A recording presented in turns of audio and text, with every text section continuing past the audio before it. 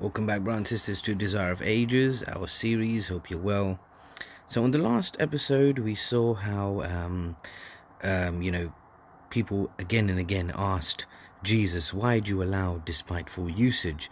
And his response was Proverbs chapter 3, 1-4, which is, "My son, forget not my law, and let thine heart keep my commandments." So, time and time and again, we see that whenever questioned about his habits or his doctrine, Jesus always referred to the people back to the law, for it is written, back to the scripture, by saying it is written.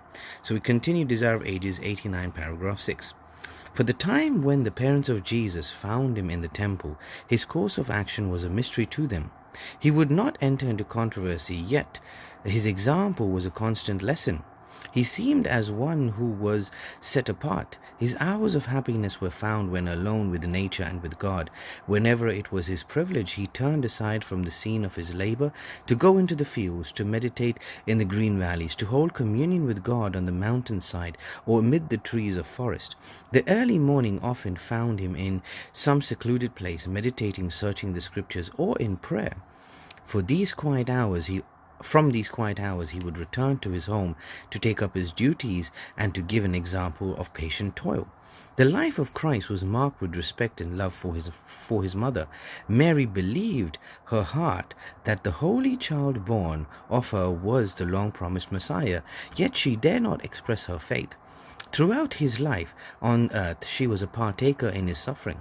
She witnessed with sorrow the trials brought upon him in his childhood and youth, by her vindication of what she knew to be right in his conduct.